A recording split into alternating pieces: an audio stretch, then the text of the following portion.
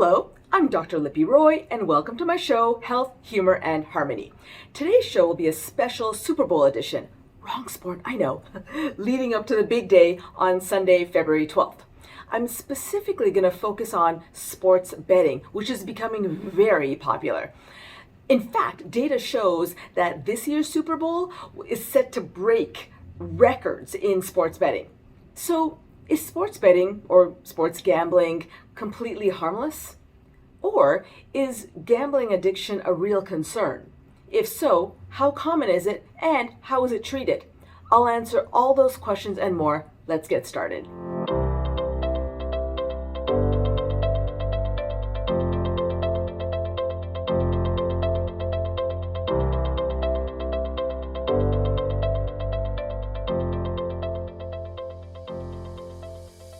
As most of you know by now, I'm a huge hockey fan.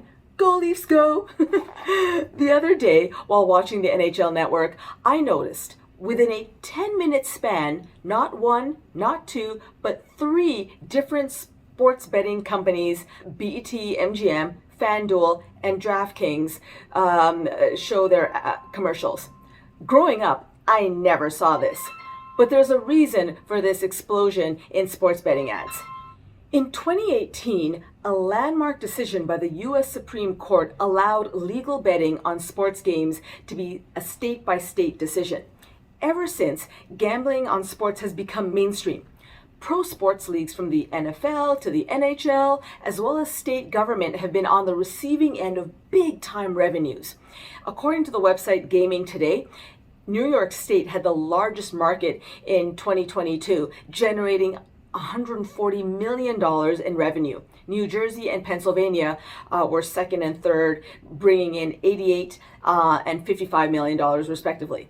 So how common is sports betting? It's pretty common. According to a Pew Research survey, as more states legalize sports gambling, about 1 in 5 U.S. adults have bet money on sports in the past year. So is this something to worry about? As an addiction medicine doctor, yeah, this trend worries me, and I'll tell you why. Gambling addiction or gambling disorder is a real medical problem. It's a condition where repeated problematic gambling interferes with a person's day-to-day life. Here's the gambling story of Joe. I remember times going into the bookies and saying to myself, I'm not going to do this. And I'd be in the bookies arguing with myself, and then before I knew it, I'd put money into the machine. During university, it was always just about the thrill, but I'd always find myself drawn back to going into the bookies and gambling, and just started to get myself more and more into debt. It sort of spiraled on from then. I was gambling heavily. I'd got into gambling online as well. And then I met my now wife, and I thought, right, I need to stop this, and I did for a period of time. I remember getting to that point where I was thinking, we're comfortable, we've got the house, we're paying the mortgage. If I have the odd bet here and there, it's not going to matter too much. And it just got heavier and heavier and heavier. I ended up winning 10 grand, and I thought, it's amazing, I can pay off most of my debts and get to that point where I will stop. So I cleared all the payday loans, some of the credit card, but I'll always remember I kept back about £1.5 to continue gambling on this website, and went through that within a week. Before I knew it, I'd got myself into about 25 grand's worth of debt. I thought, right, I have to stop, and the only way I'm going to stop is if the wife knows. I sent her a text message to basically come clean. So how common is gambling disorder? It affects about 1% of adults and 2 to 7% of youth. Who's at risk for developing a gambling addiction? Risk factors include sex, so men are more likely to have gambling problems than women. Second is age. As mentioned earlier, more adolescents develop a gambling addiction because that's when it starts. College students gamble at higher rates than the general population. Third, family. It's 50% genetic, 50% environmental. A person whose parent had gambling problems is more likely to have gambling problems too. And then fourth is psychiatric or an SUD history. People with a gambling addiction are more likely to have a substance use disorder, alcohol, tobacco, opioids, or a mood or personality disorder, schizophrenia or antisocial personality disorder, or ADHD. So what are some signs of gambling addiction?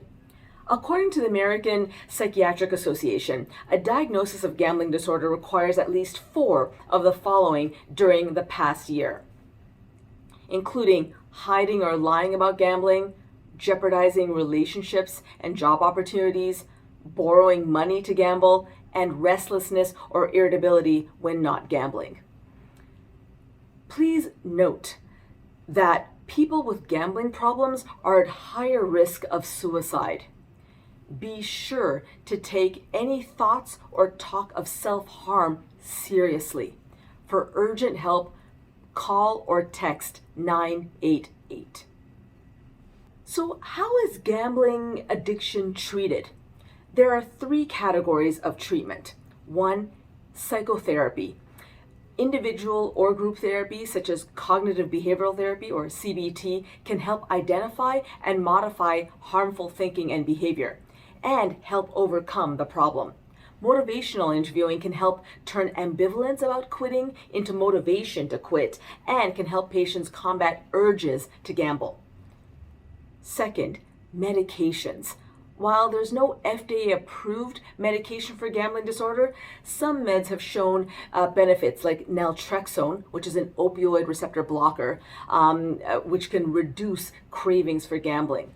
Escitalopram, an antidepressant, also known as Lexapro, may reduce anxiety in people with co-occurring anxiety and gambling addiction. And then the third category is support groups. For example, Gamblers Anonymous. Participants meet and share experiences, supporting one another in their efforts to abstain from gambling. So, how did our friend Jo do? She said that she wanted me to go to GA and to sort my life out, otherwise that was going to be it. The whole going to GA was more helpful than anything I could actually imagine. I just felt an instant connection that I knew that I was going to be able to talk to these people about the way I've been in life, and it was a comforting place to be. Since stopping gambling, my life's changed for the better. I feel more comfortable in myself and I have a better perspective.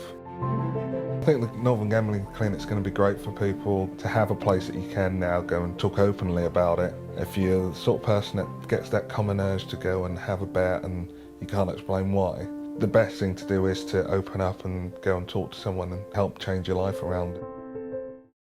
Remember, you are not alone.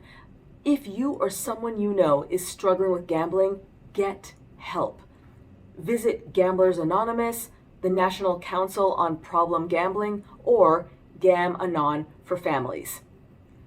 Stay tuned for a special PSA next week from me in partnership with the Jet Foundation leading up to the Super Bowl, where we'll discuss youth mental health and sports betting.